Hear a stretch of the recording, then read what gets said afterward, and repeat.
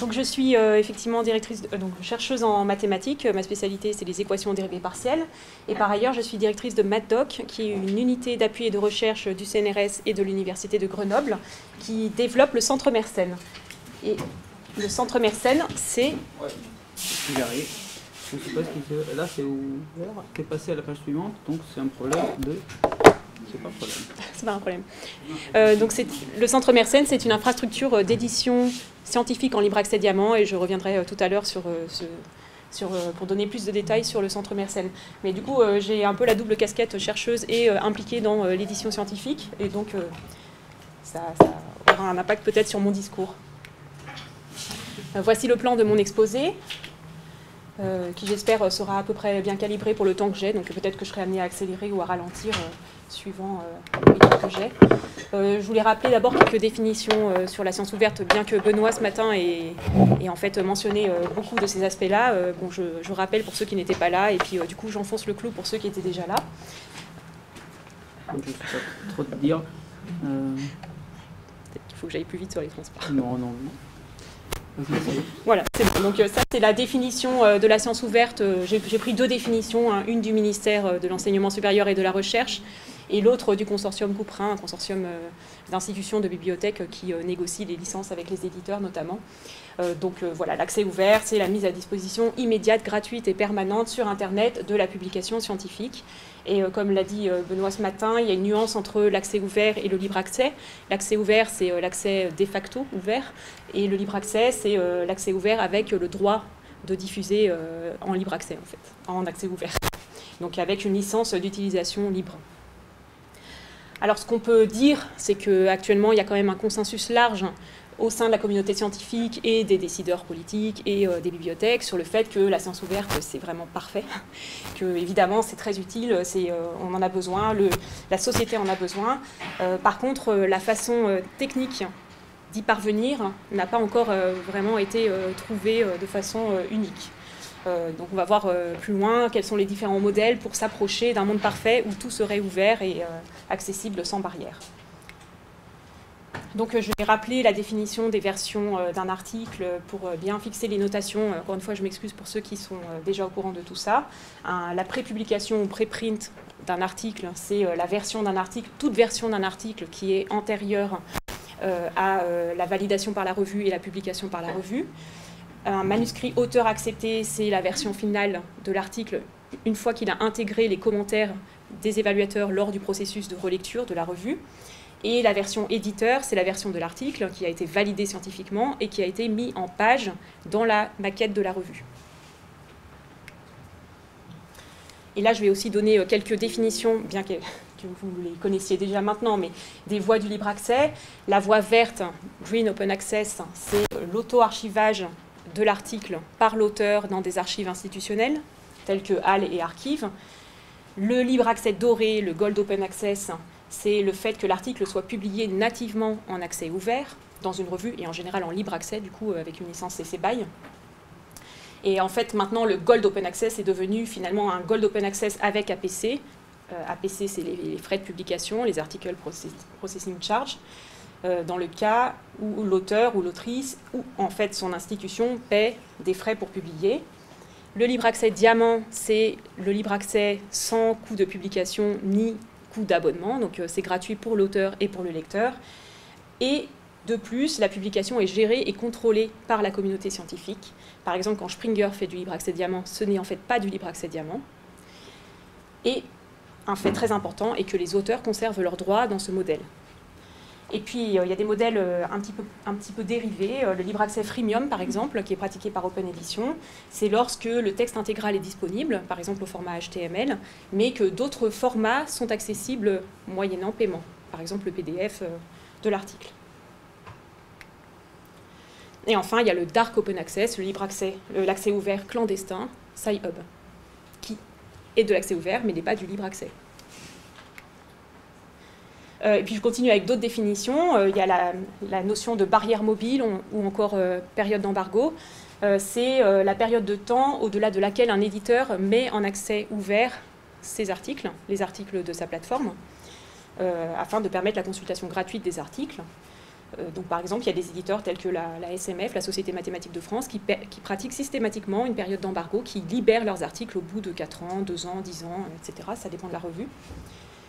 L'accord transformant, donc les accords transformants, je ne rentrerai pas trop dans les détails parce que c'est vraiment très technique, mais en gros, ce sont des accords globaux entre un éditeur et un consortium, ou une bibliothèque, ou un pays, qui permet de coupler des dépenses d'APC et des dépenses d'abonnement pour les chercheurs qui sont liés à l'établissement qui a signé l'accord transformant. On a aussi la notion de revues hybrides. Les revues hybrides, c'est les revues qui pratiquent à la fois des abonnements et des APC. Et donc, c'est des revues qu'a priori, on doit éviter. Donc, en fait, si on change d'angle, ça revient à avoir 3 principaux modèles économiques pour la publication scientifique. Le modèle lecteur-payeur, c'est-à-dire le modèle traditionnel sous abonnement, avec abonnement, et éventuellement une période d'embargo au-delà de laquelle les articles sont disponibles gratuitement. Le modèle auteur-payeur, comme on l'a vu, c'est le modèle avec paiement d'APC. Et puis ensuite, il y a les modèles mixtes, par exemple les revues hybrides, c'est à la fois de l'auteur-payeur et du lecteur-payeur. Les accords transformants, ça mêle aussi un petit peu ces 2 aspects. Et enfin, le modèle sponsor-payeur, c'est un article, donc c'est le principe diamant en fait, c'est exactement le modèle diamant, l'article est disponible gratuitement sans APC, financement par les institutions publiques ou des subventions ou des consortia. Et j'ai envie de dire que c'est un petit peu quand même le modèle idéal. Alors je vais présenter quelques chiffres en fait, dont je n'avais pas forcément conscience en préparant cette présentation. Je me suis renseignée et c'est vrai que ça m'a relativement effrayée. Donc c'est vraiment des chiffres assez étourdissants. En 2015, c'est une étude de l'EPRIST qui a été parue, qui est disponible sur Internet. Donc en 2015, il y a 6 éditeurs scientifiques commerciaux qui monopolisent un petit peu le marché de l'édition scientifique, qui réalisent un chiffre d'affaires de 7 milliards d'euros et des taux de marge opérationnelle de plus de 36%, ce qui est vraiment absolument énorme. Ils captent la plupart des profits générés par l'édition scientifique, et en particulier dans l'édition de recherche, les chiffres d'affaires, les marges opérationnelles sont particulièrement élevées. Donc on note 40% chez Elsevier, alors qu'à titre de comparaison, Google c'est 19%. Donc c'est vrai que c'est assez étonnant à quel point c'est élevé. Et bon, quand même, on ne retrouve pas du tout ce taux de rentabilité chez les plus petits éditeurs. Par exemple, les sociétés savantes ou des petits éditeurs privés. En général, apparemment, le taux de marge dépasse rarement 15%, ce qui est normal, disons. Donc je continue avec ces taux de marge étourdissants. Voilà, ça c'est les graphes que j'ai pu trouver, où on voit le chiffre d'affaires, la marge opérationnelle et les retours aux actionnaires générés par cette activité d'édition scientifique.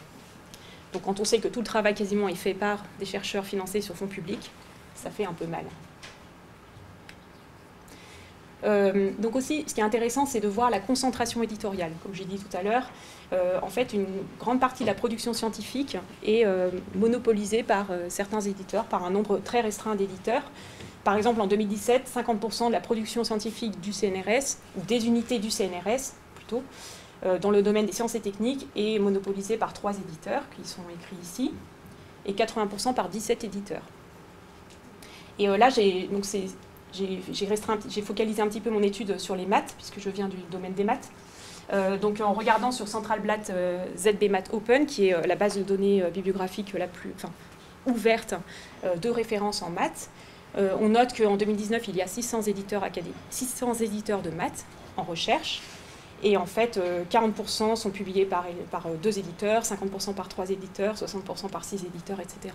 Donc vraiment, on voit qu'il y a une grosse concentration et puis après une longue traîne.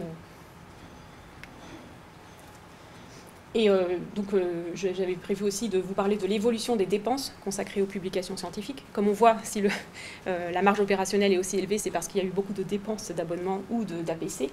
Et donc là, je me focalise sur la France, sur une étude qui est parue récemment, qui avait été demandée par le ministère de l'Enseignement supérieur et de la Recherche, et qui est parue et disponible sur HAL. J'ai noté ici cette source, cette étude. Donc en 2020, 30 millions d'euros sont consacrés aux APC par les institutions françaises, et c'est un coût qui a triplé en 7 ans. Les abonnements s'élèvent à 87,5 millions d'euros en 2020 et ils sont en augmentation, donc ils n'ont pas triplé mais ils sont en augmentation constante depuis depuis 20 ans, avec une augmentation moyenne qui est indiquée ici. Donc ce qui est sûr, c'est que la somme des coûts des APC et des coûts des abonnements est en nette augmentation. Le fait de payer des APC n'a pas fait réduire la facture des abonnements, contrairement à ce qu'on aurait pu espérer. Donc c'est un constat voilà, qu'on doit avoir en tête, c'est que abonnement plus APC, en fait, c'est un coût qui est vraiment en très nette augmentation sur les budgets des bibliothèques et des institutions en général. Et donc cette étude aussi établit des prospectives. Bon, évidemment, c'est prospectif, hein, c'est des scénarios. Voilà, qu'est-ce qui pourrait se produire si on continue dans différents scénarios.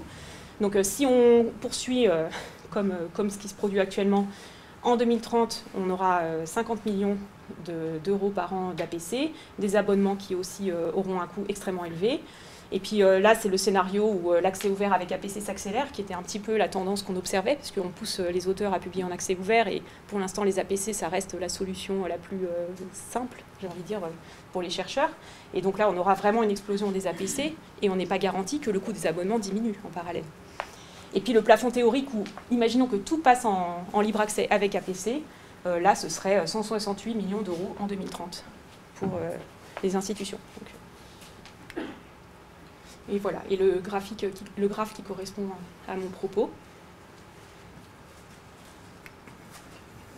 Donc, enfin, je termine avec un état des lieux qui est positif en 2021, puisque j'en suis à présenter les chiffres.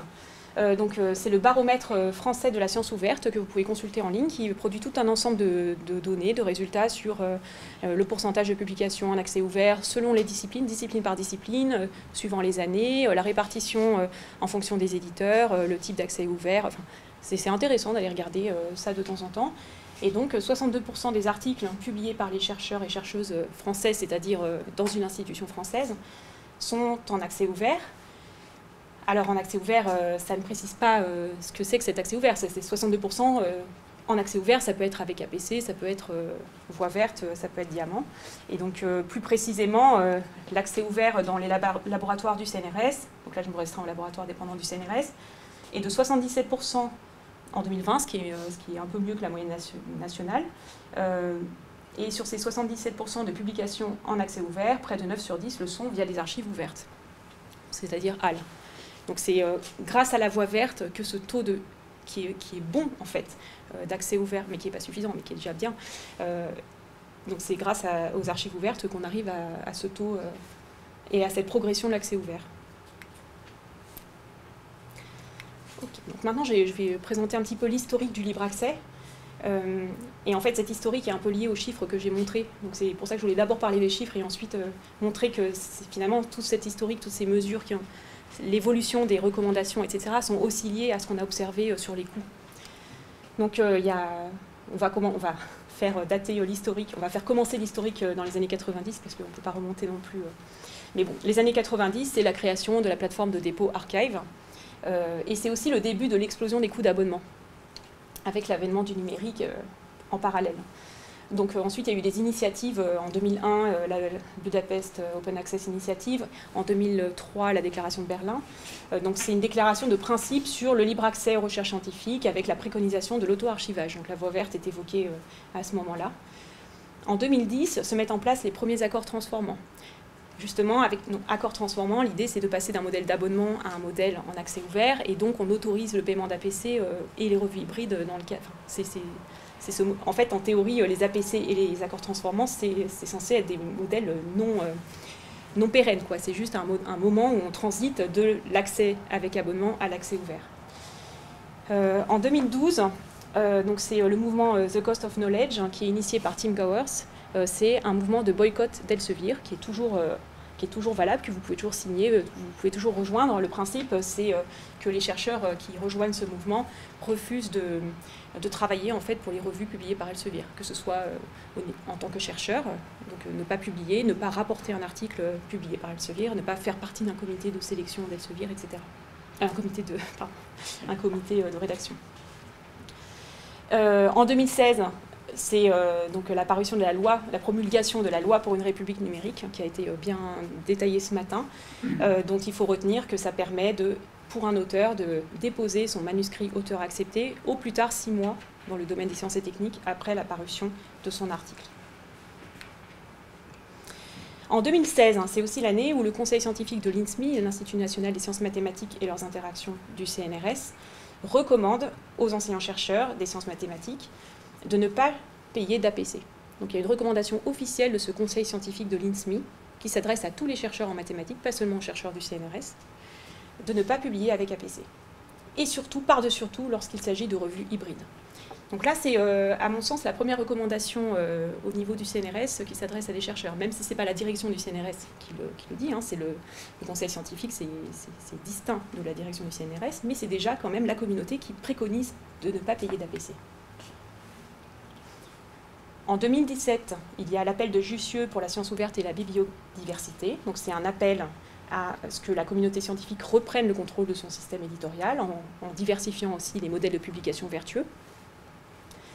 En 2018, donc là c'est institutionnel, c'est le non-renouvellement de l'accord national avec Springer. Donc ça a été quand même un moment clé où les institutions n'ont pas renouvelé leur licence avec Springer. Et puis c'est aussi, plus modestement, le lancement du centre Mersenne, dont je parlerai tout à l'heure. Et c'est aussi l'année du premier plan national pour la science ouverte, dont on a parlé ce matin, avec la création notamment d'un fonds national pour la science ouverte et une incitation à l'ouverture des publications qui devrait devenir la pratique par défaut. Il y a également le lancement du plan S par la coalition S, avec l'obligation de publication immédiate en accès ouvert, et la conséquence qui est que les APC se sont imposés comme la solution la plus facile finalement pour répondre à cette obligation de publication en accès ouvert, dans certains cas. Et en 2020, c'est là que les chercheurs du CNRS, dorénavant, sont évalués uniquement sur les articles qui sont déposés dans HAL. Donc ce n'est pas une obligation à publier dans HAL, mais de facto, c'est un petit peu une obligation dans la mesure où on n'évalue pas leurs articles en théorie qui ne sont pas déposés dans HAL. Et enfin, la loi de programmation de la recherche, qui est votée fin 2020, inscrit la science ouverte dans les missions des chercheurs. C'est assez vague, en fait, cet article-là, mais c'est symbolique. Et enfin, dans les années les plus récentes, en 2021, il y a eu le deuxième plan national pour la science ouverte, avec le soutien officiel, c'était peut-être 2022, c'est bien 2021, avec le soutien officiel du modèle diamant. Donc là, justement, ce plan, finalement, est important parce qu'il se désaxe un petit peu du modèle avec APC pour se recentrer sur le modèle diamant, la bibliodiversité, le multilinguisme, d'autres aspects de la science ouverte. Mais il faut retenir que le modèle diamant devient à ce moment-là un modèle à privilégier, avec aussi l'initiative du plan d'action d'accès ouvert diamant qui a été signé par le CNRS en 2022. Et enfin, toujours 2022, le CNRS, ça y est, demande instamment à tous ces chercheurs et chercheuses de ne surtout pas payer pour publier un article. Donc cette demande, c'est une recommande, c'est une préconisation, mais c'est quand même assez fort. Voilà. Et enfin, donc 2022, l'ANR rend obligatoire la publication. Donc ça, c'est pour des projets qui sont financés par l'ANR, toujours obligation d'accès ouvert immédiat et dépôt dans HAL immédiat. Et pour terminer, en 2023, l'Université de Lorraine, donc là c'est très récent, s'est élevée contre les accords transformants. C'est-à-dire que l'Université de Lorraine n'a pas dit on ne veut plus d'accords transformants, mais par contre on veut des accords transformants qui soient raisonnables, qui ne conduisent pas à une explosion des coûts, comme on a pu l'observer pour certains accords transformants. Voilà, donc face à ce tableau, je vais maintenant présenter des notes d'espoir. Bon, l'historique, c'est déjà une note d'espoir, on peut considérer. Des nouveaux modèles. Et je vais présenter ici, je vais plutôt me focaliser sur des infrastructures publiques dont la plupart sont soutenues par le CNRS, dépendent en fait du CNRS, et qui ont été créées depuis 20 ans, en fait. Bien sûr, il y a des initiatives à l'international, mais finalement, il n'y en a pas non plus énormément. Donc je ne prétends pas à l'exhaustivité, mais on verra qu'il n'y a pas non plus énormément de modèles complètement semblables dans le monde, pour l'instant. Donc la première infrastructure dont je voudrais parler, c'est l'infrastructure HAL. Il y a eu un exposé consacré à HAL ce matin, mais je rappelle quand même vraiment en 4 lignes ce que c'est. Et c'est la voie verte privilégiée par les institutions françaises. C'est vraiment la plateforme institutionnelle d'auto-archivage des articles par les auteurs français. Et dans la mesure du possible, bien sûr, il est recommandé aux auteurs d'archiver, dès lors qu'ils le peuvent, la version éditeur, celle qui fait foi. Ensuite, HAL, c'est aussi la transition vers Epiccience. Epicence est une infrastructure de diffusion de revues scientifiques qu'on appelle des épi-revues, qui sont gérées par des épicomités, qui est développée par le CCSD depuis 10 ans. Epicence fête ses 10 ans demain et après-demain, d'ailleurs. Le CCSD, c'est le Centre pour la communication scientifique directe, qui est donc une unité qui dépend du CNRS, d'INRIA, d'INRAE et c'est tout. Voilà, qui est basée à Lyon. Donc ces revues d'Epicence, on les appelle Overlaid Journals, parce que le flux éditorial est basé sur les archives ouvertes. En fait, le principe, c'est d'apposer un tampon, une caution scientifique, un label, quoi, sur les articles qui sont déjà en préprint sur HAL. Et donc les disciplines, c'est parti des maths. Initialement, la première épi-revue, enfin le premier épi-comité, c'était EpiMaths. Et puis ensuite, Math Info, environnement, mécanique, SHS maintenant. Donc on dénombre 1, 2, 3, 4, 5 épi-comités pour l'instant. Et puis je pense que c'est amené à s'étendre vers toutes les disciplines. Il y a actuellement 25 revues. Équipe, j'ai dit 8 personnes et peut-être plutôt 8, voilà. Des épicomités, ça c'est pour la partie scientifique aussi, parce que les épicomités sont composés de scientifiques qui font leur travail d'évaluation des candidatures de revues, par exemple, qui souhaitent intégrer Epicence. Et le modèle économique, c'est un financement institutionnel. Donc tout est gratuit pour les auteurs, tout est gratuit pour les lecteurs, et rien n'est demandé aux revues comme contribution financière.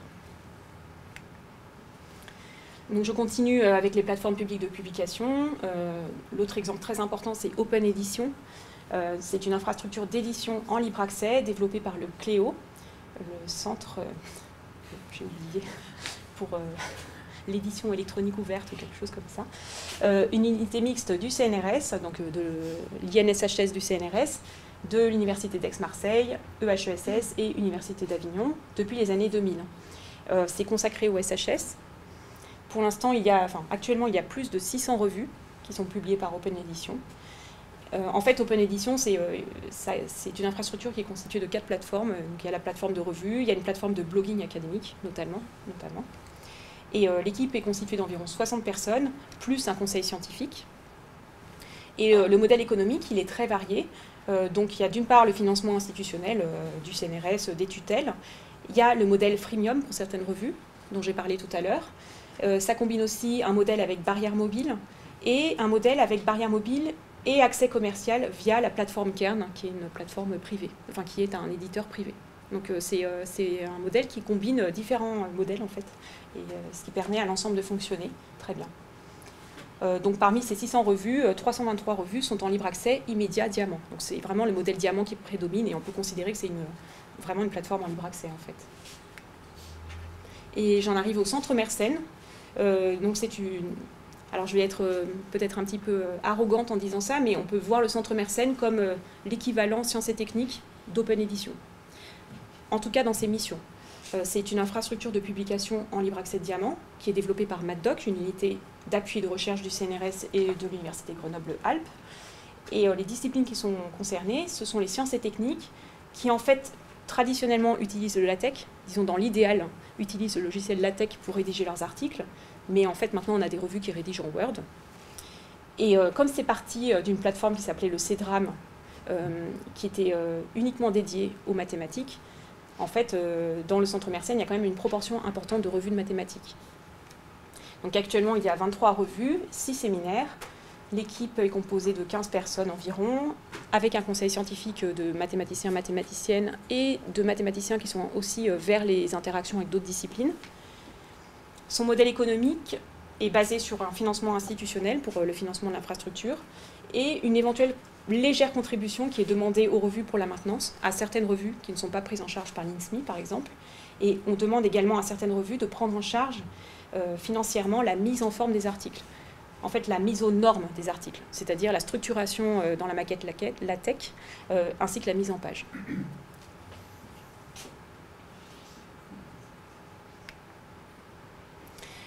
Dans les infrastructures publiques aussi que je voulais mentionner, il y a Prairial. Donc c'est une plateforme de diffusion de revues scientifiques avec un soutien éditorial pour les revues qui en fait joue un rôle de pépinière de revues, notamment pour Open Edition. et qui est basée en fait à Lyon-Saint-Étienne, sur le site de Saint-Étienne. Ces tutelles sont la MSH Lyon-Saint-Étienne et les universités Lyon 2 et Lyon 3. Donc vous en avez certainement entendu parler.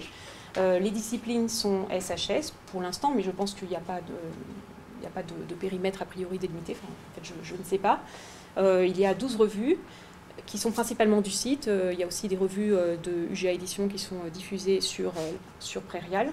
Et 2 désormais sont sur Open Edition. Donc après avoir vécu leur vie sur Prairial, elles ont basculé chez Open Edition.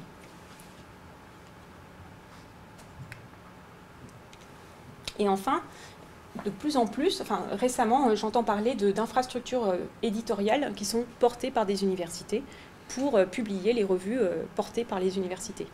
Donc il y en a une qui est déjà bien installée et bien vivante qui s'appelle OpenU Bordeaux, qui compte actuellement une dizaine de revues.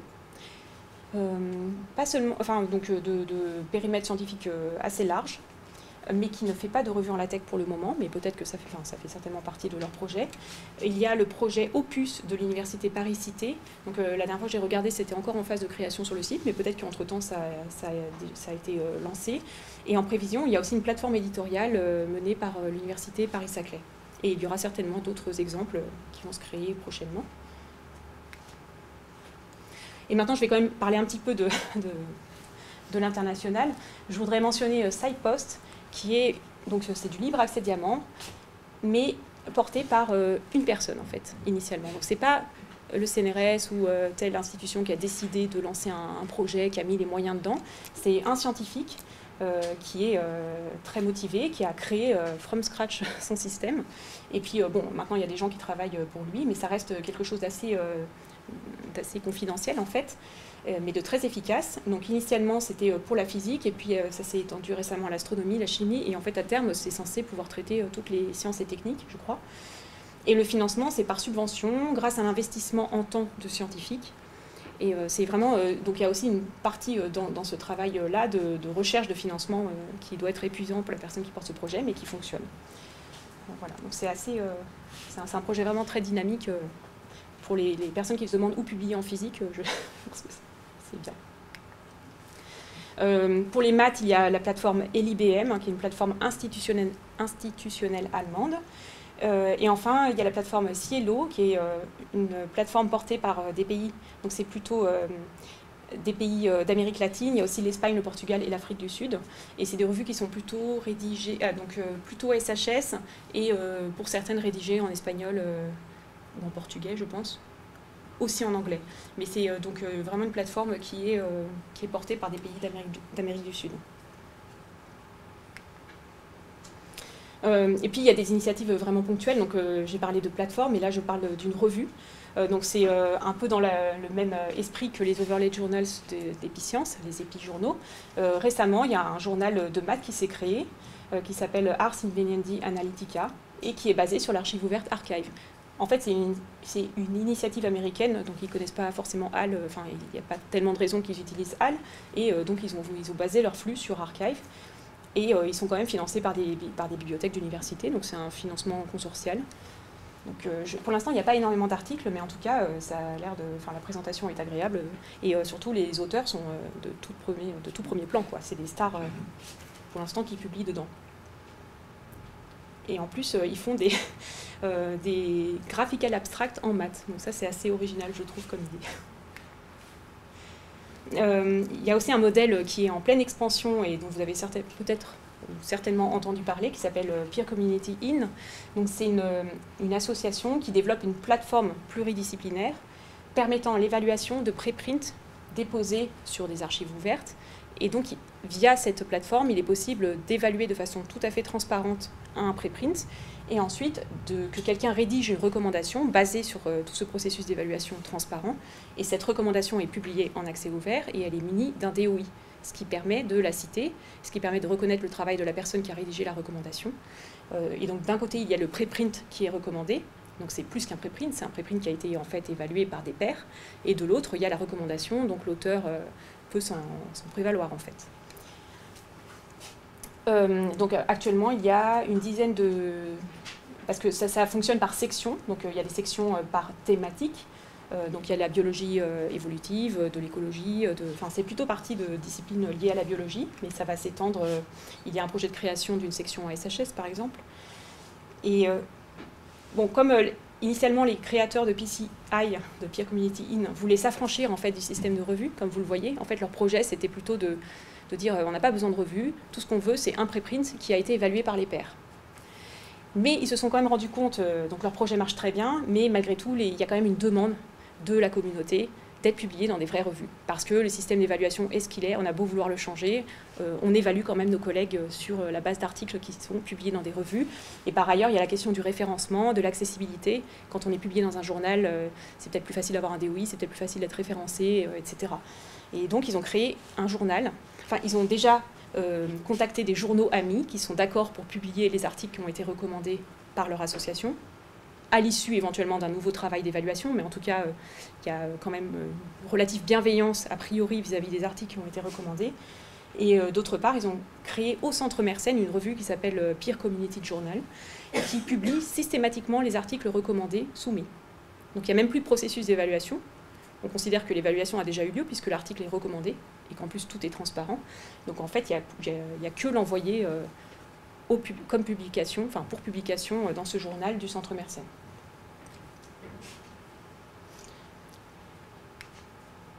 Voilà, c'est ce que j'avais oublié de mentionner ici.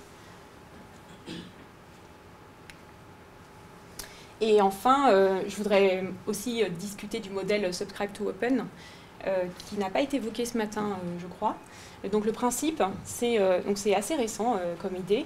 Le principe, c'est que un éditeur qui a envie de publier en accès ouvert de façon vertueuse fixe un seuil de rentabilité pour l'ouverture de ses articles ou pour la publication de ses articles.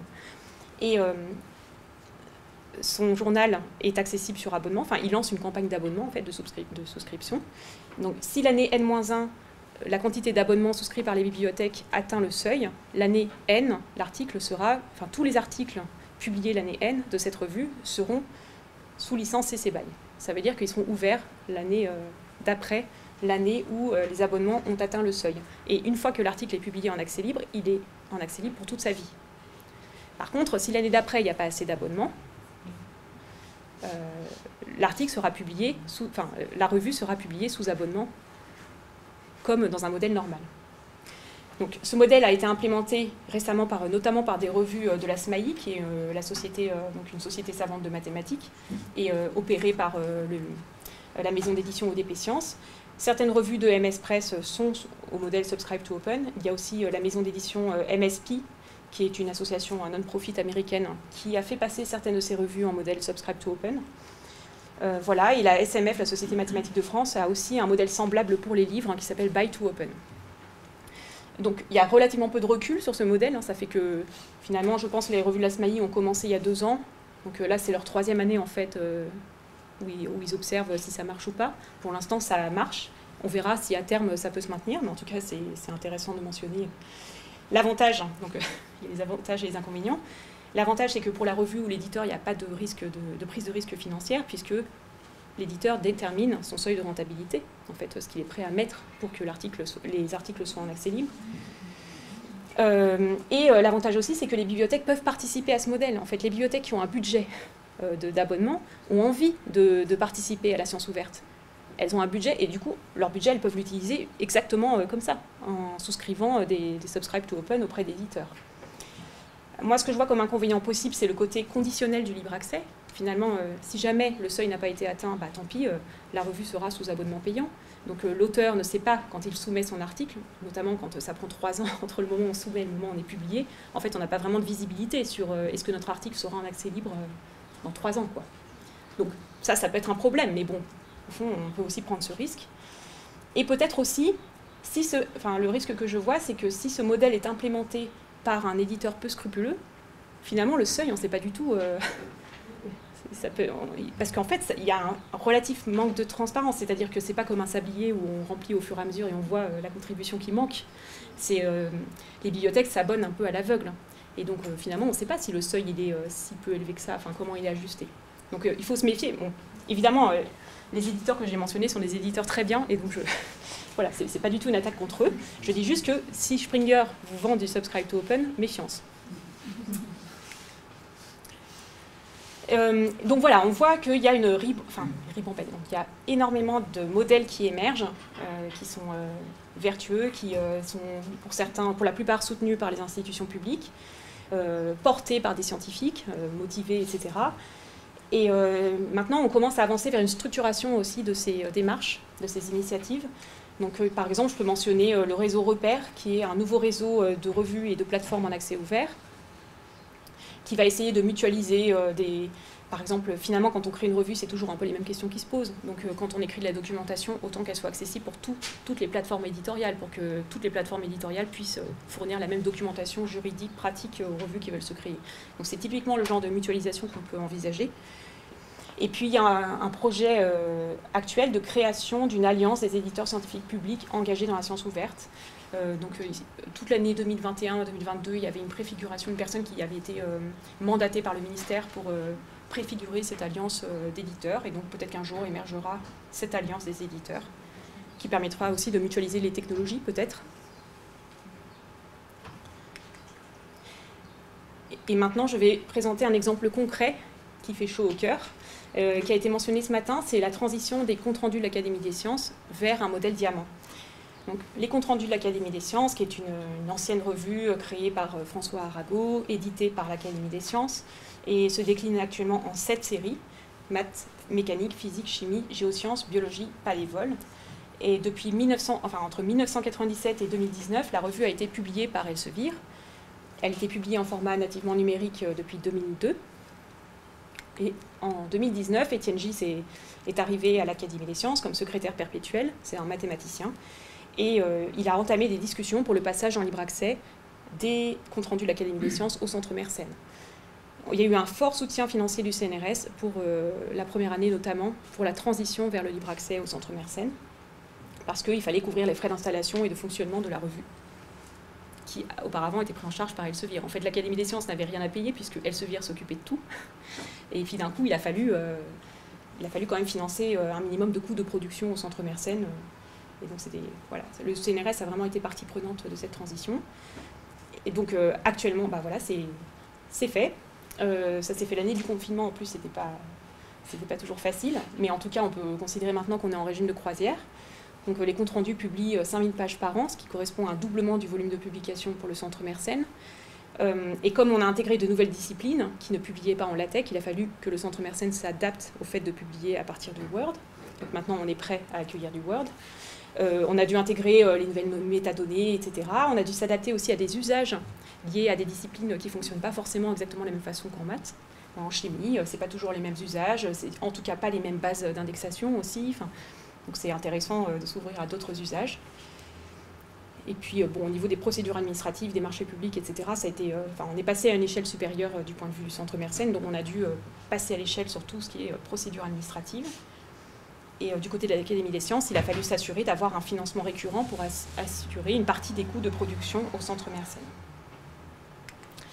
Et ce qui est intéressant, c'est que cette transition, c'est pas seulement passer à l'accès ouvert, c'est aussi finalement avoir des gens qui sont motivés pour faire des comptes rendus de l'Académie des sciences, une revue moderne, une revue vivante, une revue qui revit en fait. C'est vraiment, je pense, un nouveau souffle qui a été donné, et avec de nouveaux projets. Donc par exemple, les comptes rendus ont engagé un projet de traduction ont financé un projet de traduction semi-automatique d'articles au Centre Mersenne qui sera bientôt en place. Donc bientôt, il y aura la possibilité pour des auteurs de traduire, de faire la post-édition d'articles publiés par les comptes rendus dans certaines disciplines. En fait, dans toutes les disciplines, mais pas encore en maths prochainement. Et ce projet de traduction semi-automatique qui a été porté par l'Académie des sciences et mis en place au Centre Mersenne a été financé par le ministère de l'Enseignement supérieur et de la Recherche et le ministère de la Culture. J'ai mis ici quelques visuels pour faire la promotion des comptes rendus de l'Académie des sciences publiés au Centre Mersenne. Là, c'était pour vous montrer des maquettes d'articles en physique, en chimie, le double colonne. Donc, on a dû s'adapter à ça. Voilà. Et pour conclure, un transparent pour réfléchir, mais bon, ces questions ont déjà été discutées ce matin. Concrètement, en tant que chercheuse, qu'est-ce que je peux faire pour changer les choses, ou en tout cas ne pas les empirer? Donc, déjà, ce que j'ai le droit de faire, c'est, enfin, ce que j'ai toujours le droit de faire, c'est de déposer immédiatement mes préprints dans une archive ouverte, dans ma page web, sur ma page web et dans une archive ouverte pour le côté référencement, archivage pérenne. Donc, je rappelle qu'à tout moment du processus d'écriture de l'article scientifique, je peux déposer le préprint en libre accès et la version auteur acceptée, au plus tard 6 mois après la publication en sciences et techniques et 12 mois en SHS. Je peux m'interroger sur ce que sont les maisons d'édition raisonnables, les modèles vertueux.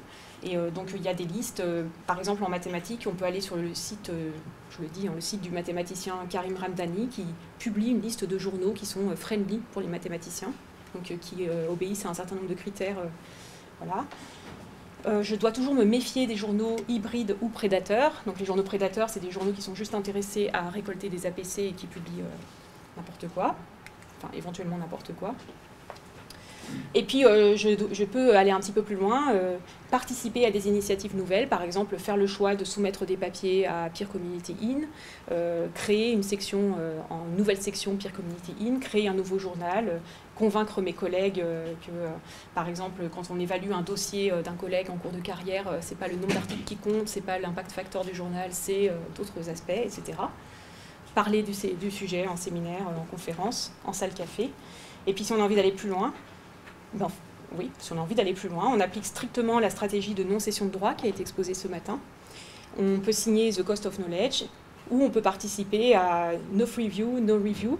C'est une initiative de chercheurs qui disent moi, si l'article n'est pas en accès libre, je refuse de participer en tant que rapporteur. Et on a un certain nombre d'outils pour nous aider dans cette démarche. Par exemple, Sherpa Romeo, c'est une ressource en ligne qui recense et qui décrit pour chaque éditeur les politiques de publication en matière de droit de diffusion pour l'auteur. Donc il suffit de chercher sur Sherpa Romeo le nom d'une revue, et là on aura quelle est la période d'embargo, au bout de combien de temps j'ai le droit de déposer mon PDF éditeur sur une archive ouverte. Parfois c'est immédiat, parce qu'il y a des auteurs il y a des revues qui l'autorisent, parfois pas. Donc ça permet d'avoir quand même une vue sur la politique de la revue. Il y a l'outil Think, Check, Submit qui fournit une checklist pour évaluer un éditeur par rapport au principe de la science ouverte. Je ne l'ai pas encore testé, mais on m'en a parlé. Et il y a l'outil Dissémine qui identifie les publications qui pourraient être déposées en accès ouvert pour un auteur et qui, en un clic, les aide à déposer, à les transférer vers une archive ouverte. Donc là, j'ai fait 2 captures d'écran. Ça, c'est pour un auteur A et un auteur B. Pour l'auteur A, qui n'a publié que 26 articles, 13 sont accessibles depuis l'auteur. Donc ça peut être sur son profil HAL, par exemple.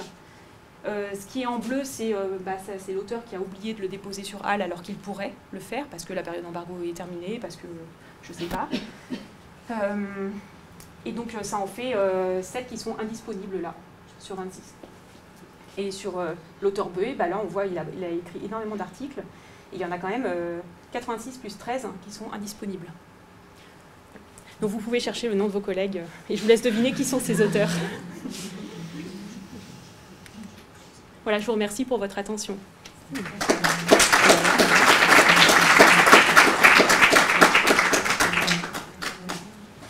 Merci beaucoup. Alors, est-ce qu'il y a des questions dans la salle ?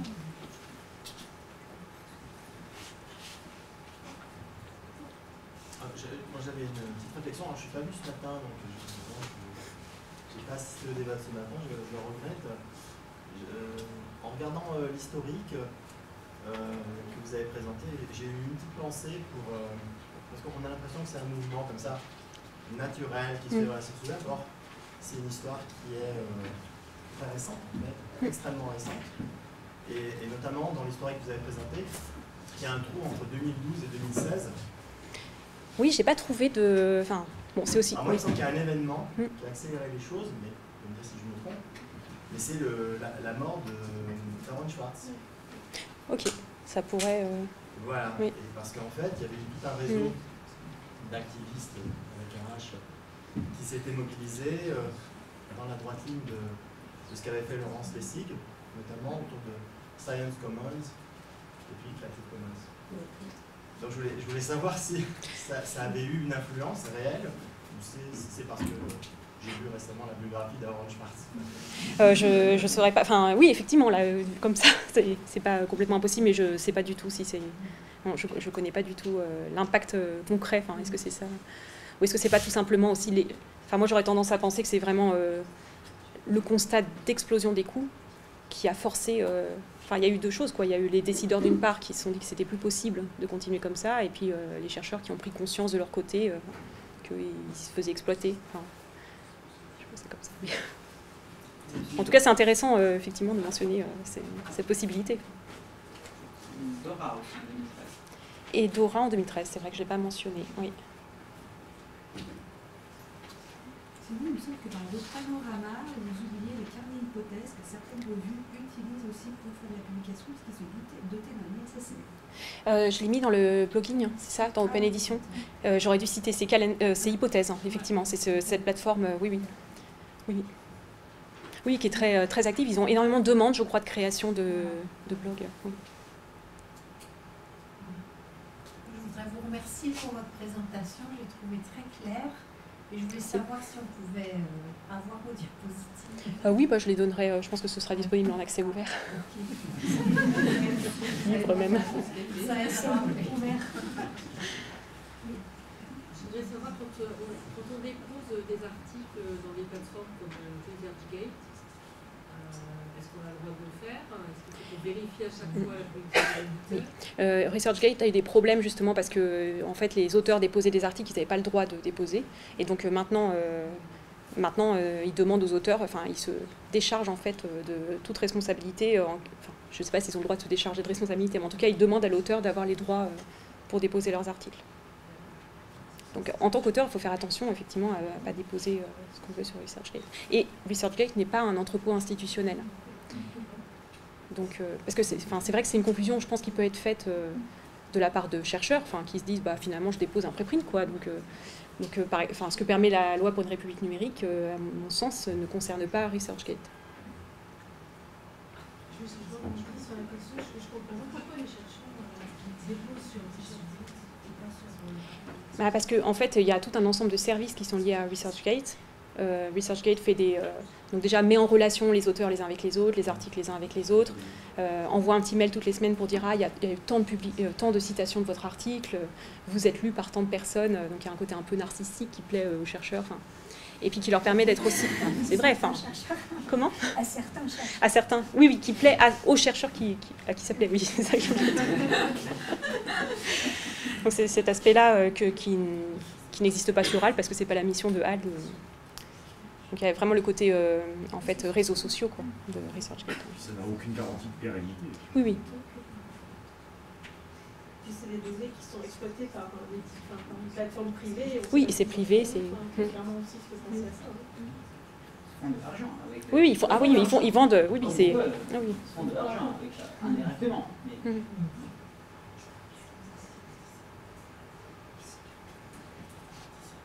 J'ai une question pour vous, comme pour les autres intervenants aujourd'hui. Ces grands groupes comme Springer ou Elsevier, est-ce qu'ils attaquent les États ou les universités de façon très directe J'ai pas connaissance d'une telle action. Je sais que, dans le cas de l'Académie des sciences, quand même, ils ont fait appel à un avocat avant de passer au centre Mersenne, parce qu'effectivement, il y a eu cette crainte que Elsevier attaque le CNRS pour concurrence déloyale. Parce que finalement, le CNRS propose des services gratuits, je caricature, mais, ils sont payants, mais bon. Le CNRS n'est pas un éditeur commercial, c'est une structure publique, etc. Et donc il y a eu cette crainte quand même qu'il y ait une attaque en justice, mais qui n'a pas du tout eu lieu en fait. Parce que, je ne pense pas que ce soit faisable en fait. Si Elsevier faisait intenter une telle action, il perdrait automatiquement l'adhésion des chercheurs. Je pense. Mais... Je pense qu'il y a quasiment aucun cas d'attaque de personne. Alors il y a le cas d'Aaron Schwartz là, qui a été mentionné. Elsevier a attaqué ResearchGate pour mais c'était ResearchGate, c'est pas SAIAV, ce genre de choses, mais pas un État. Je connais plein de laboratoires qui mettent sur les pages web du laboratoire les fichiers, les PDF des éditeurs en toute illégalité, qui n'ont jamais eu de problème. Donc, je veux dire, il n'y a pas. Alors je peux quand même vous dire qu'une fois, MathDoc, une seule fois en 20 ans d'existence, NumDam, qui est la bibliothèque numérique de maths développée par MathDoc, donc c'est pas de l'édition scientifique, c'est plutôt bibliothèque numérique, qui diffuse des articles numérisés pour certains ou sous format nativement numérique par d'autres. Et on a été, il y a quelques années, contacté par un éditeur qui s'était rendu compte que l'un des articles diffusés sur NumDam, en fait, n'avait pas les droits de diffusion, quoi. Il était normalement sous copyright de l'éditeur américain. C'était un article qui datait des années 70 et qui nous a menacés, en fait, assez... On n'a pas eu d'action en justice du tout, mais les mails étaient assez pressants et assez menaçants. Donc on a retiré l'article. De toute façon, c'était l'opt-out auquel, et à mon avis, c'était la meilleure solution. Mais après, c'est vrai qu'on aurait pu tenter l'expérience jusqu'au bout et voir ce qui se passait. Bon, on ne l'a pas fait. Mais, on a quand même eu effectivement ces messages assez stressants. Et je pense qu'il ne faut pas non plus se laisser effrayer. Dans le cas dont je parle, effectivement, l'article n'avait pas le droit d'être diffusé, quoi. Nous, on s'en était pas rendu compte, l'éditeur nous l'avait passé sans nous le dire. Donc, il y avait un problème dont on ne s'était pas rendu compte. Mais comme effectivement l'éditeur américain était un peu dans son droit, on n'a pas voulu aller jusqu'au bout.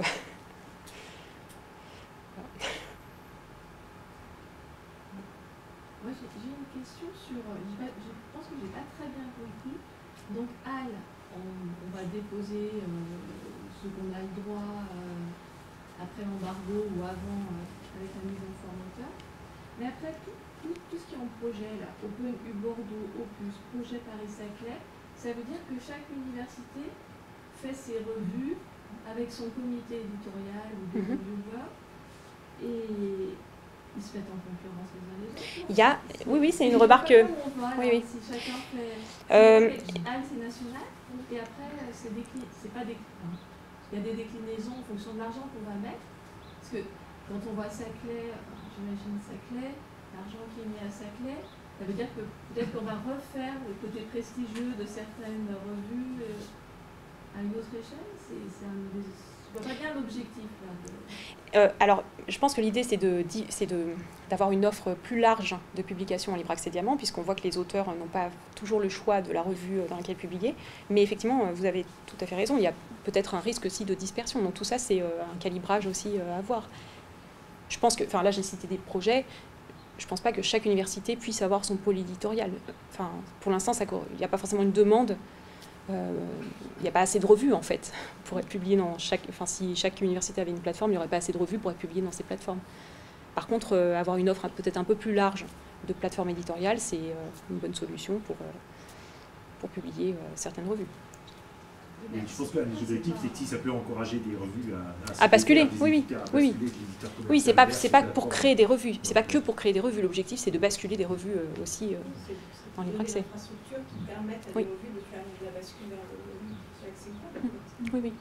Des cadres en papier, en particulier, qui sont en papier et qui voudraient aller sur le modèle numérique et une plateforme d'accès, un peu comme peut faire Prévia. Si j'ai bien compris, ce serait ça. Sauf que c'est sous l'égide de l'université. Oui. Et pas d'un organisme national. Parce que vous, votre site, il fonctionne grâce à l'argent du CNRS CNRS et Université de Grenoble-Alpes. Des deux tutelles, quoi. Les tutelles universitaires et CNRS. Imaginons donc c'est national. Qui disent, j'ai plus l'argent, comme par exemple dans les négociations, j'ai plus l'argent, et il se passerait quoi? Le CNRS, ça fait partie de la feuille de route du CNRS de Sciences Ouvertes d'avoir ces plateformes qu'il soutient. Donc je ne pense pas que du jour au lendemain, éventuellement le soutien pourrait diminuer, mais pour l'instant, je ne pense pas que ça corresponde avec la politique de Sciences Ouvertes du CNRS de dire on arrête le soutien aux plateformes d'édition ouverte. Mais bon, c'est pas moi qui décide de ça. On nous a vendu, un délit, c'est pérenne. Oui, il y a peut-être une réponse que tu peux donner pour Clox. Ah oui, si jamais. Donc, déjà, je pense que le Centre Mersenne va continuer à exister. Mais si jamais le CNRS cessait d'exister, on a l'archivage pérenne des articles. Tous les articles sont transférés dans une archive pérenne, Clox, qui est une association d'éditeurs, de bibliothèques, etc. Et c'est un archivage réparti géographiquement. Et si jamais le Centre Mersenne cessait d'exister, tous les articles qui ont été archivés dans Clox seraient publiés par Clox en accès ouvert à tous. Vous voulez dire en fait sur l'archivage pérenne, pourquoi avoir choisi Clox et pas le ciné? Parce que Clox a des coûts dérisoires donc la première raison, c'est la raison des coûts. L'archivage chez Clox, c'est vraiment très très peu cher. Et non, parce que Clox, alors d'une part, Clox a vraiment un système d'archivage réparti. Donc il y a des sites miroirs dans le monde entier. Donc c'est réparti géographiquement. Et ensuite, on paye une fois l'archivage des articles, et une fois qu'ils sont archivés pour toute la vie. Alors qu'au CINES, on paye l'archivage, donc tant qu'on paye, le système est archivé, mais si jamais on cesse de payer, il nous restitue nos articles et nos archives en fait.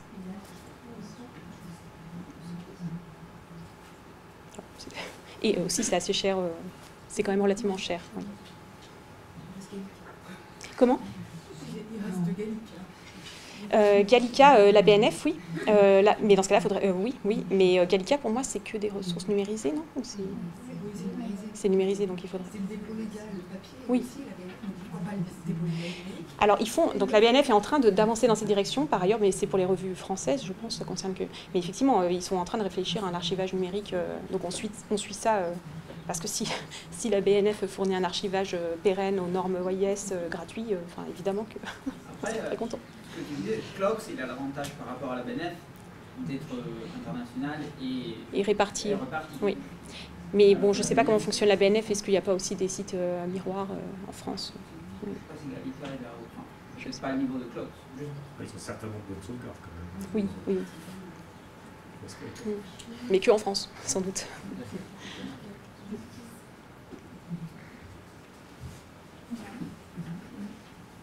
Merci beaucoup. Merci.